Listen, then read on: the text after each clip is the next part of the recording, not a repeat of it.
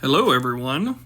In this video, we're going to be changing out the tire and doing a couple upgrades to my one-wheel pint. That's right, this is the first time I have disassembled a one-wheel, which will be evident later on when you watch me struggle. So it uses, I believe, a T25 Torx bit for most of its screws that hold it together.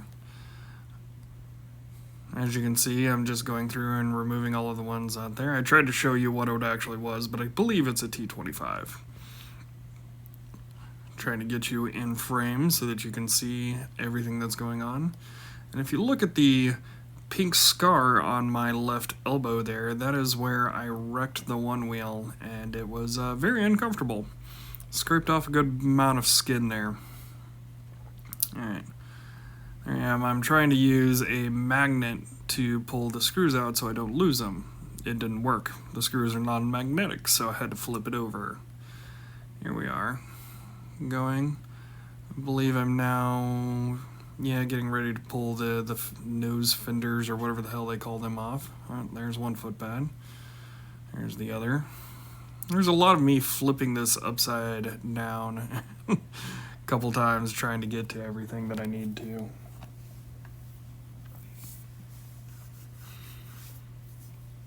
The tire was actually in good condition, but we got in a Hoosier treaded tire that we wanted to try out, so that's why we decided to switch it. I'm still unconvinced that it's the right tire for me. It feels a little more squirrely, being a big dude already, and my sense of balance is pretty good, but still not the best.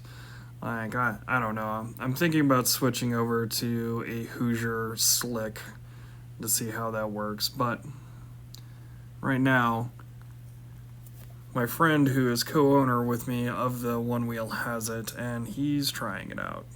Maybe it's just me being a pansy. Ever since I took that hard hit, I've been a little nervous to get on there. Alright, so what's going on now is me trying to take apart the rails to get it to come out. Again, I've never done this before, and I hadn't watched a video on it or anything, so I was just figuring it out as I went, because that's, what I do.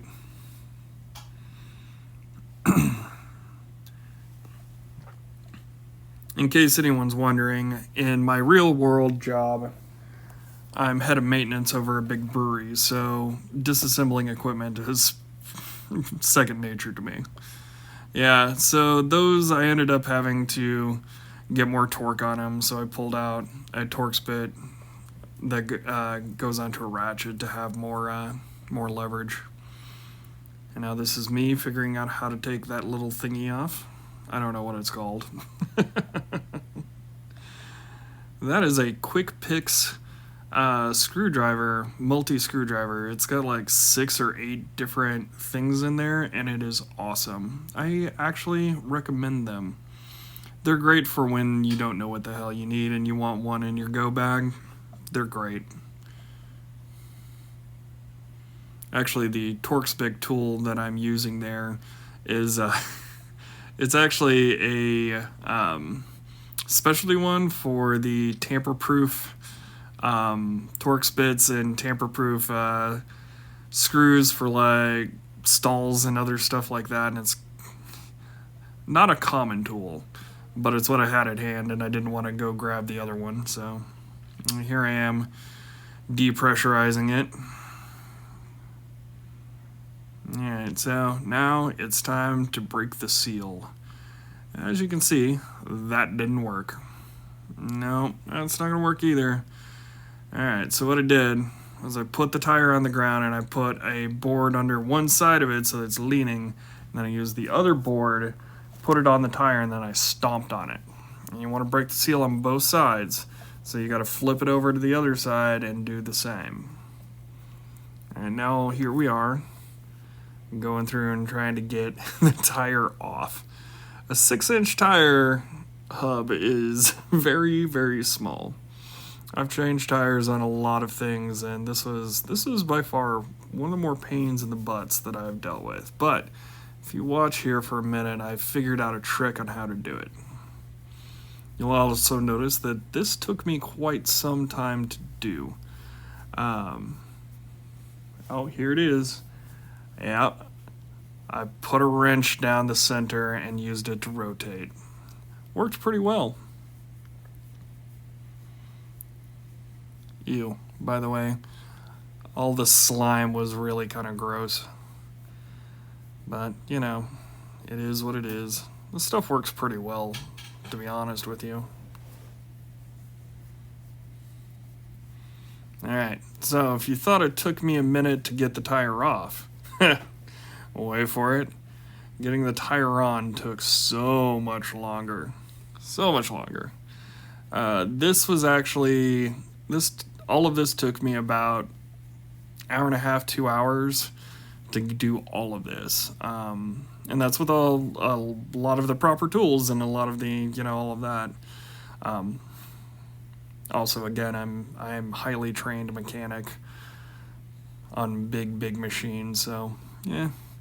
Oh, one note, those tires are directional, so make sure you know which direction that it needs to go so that it's actually done correctly.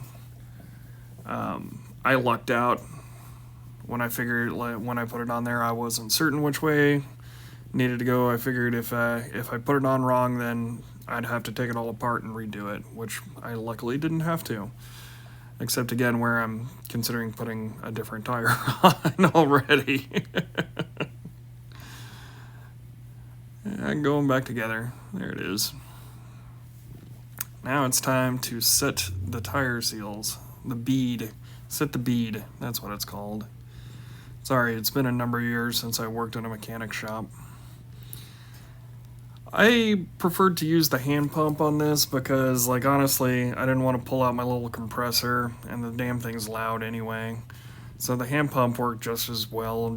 Honestly, it worked faster than me doing all of the work of setting up the little compressor, so. I did have an issue with the beads not wanting to set.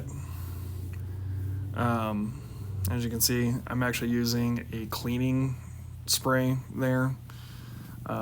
Soapy water works great.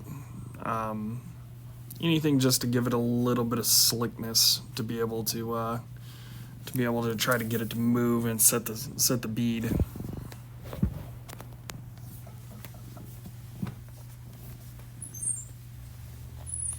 Yeah, still having issues, so decided to hammer on it a little bit. It didn't work. Gonna try a little more pressure. It doesn't work. A little more spray, a little more pressure, a little more. Come on, almost there. Nope. Hammer on it. See if it'll go. See if it'll pop.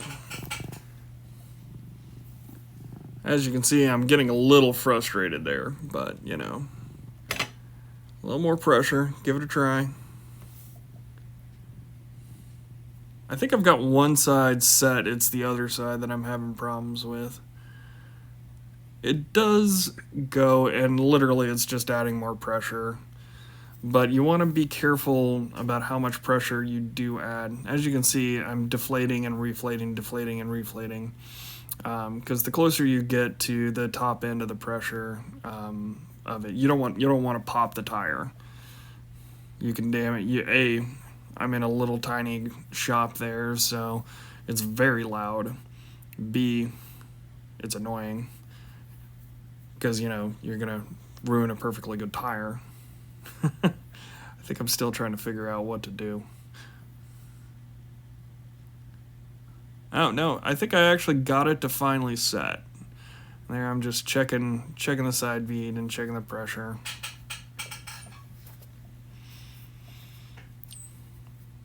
Like I said, this was the product of an hour and a half, 2 hours. Actually, it was probably product of 2 hours because the video was an hour and a half long and it's sped up to 6 times speed just for this. Those are directional, by the way, when you put those on. It's got a little groove that it's got to sit in. And here we go, reassembling with the brand new tire. I don't know if those are supposed to be torqued down. I got them tight.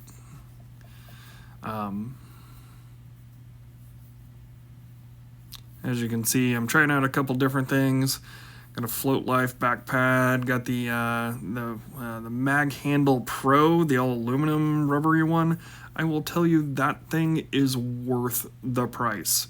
Get it. It is awesome. It does not hurt your hand when you carry it.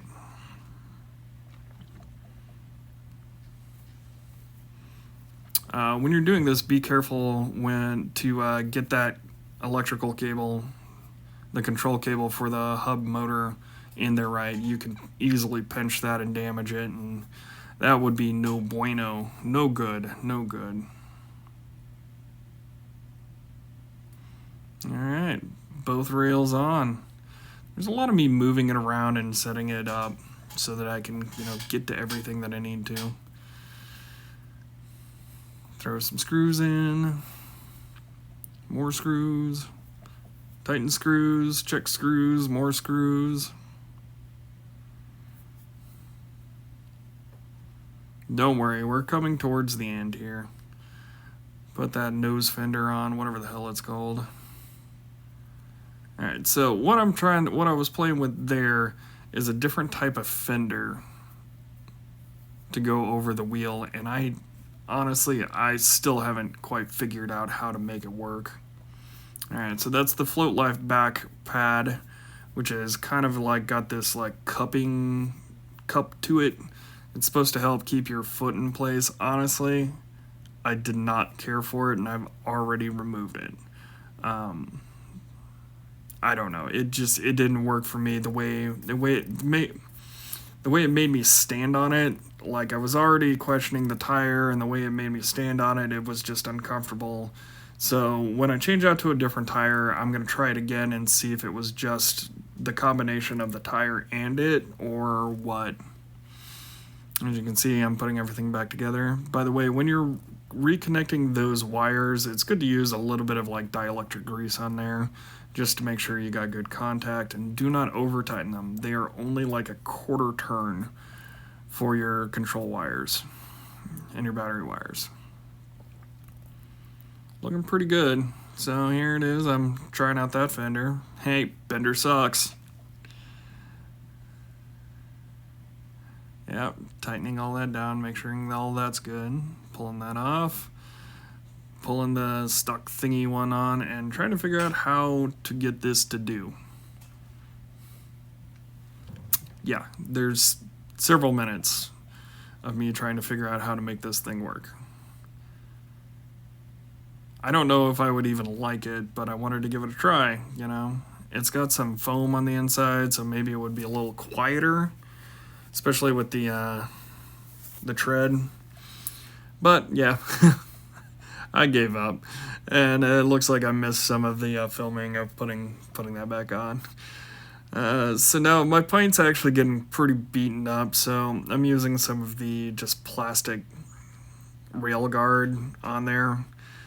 It was kind of a pain in the butt, to be honest. It should be a lot easier, but I could not get it to form and stick right. It is best to, clean your rails before you do this, get any grease or dust or road grime or anything like that off of it. Yeah, getting there. Look at it. Ain't it beautiful?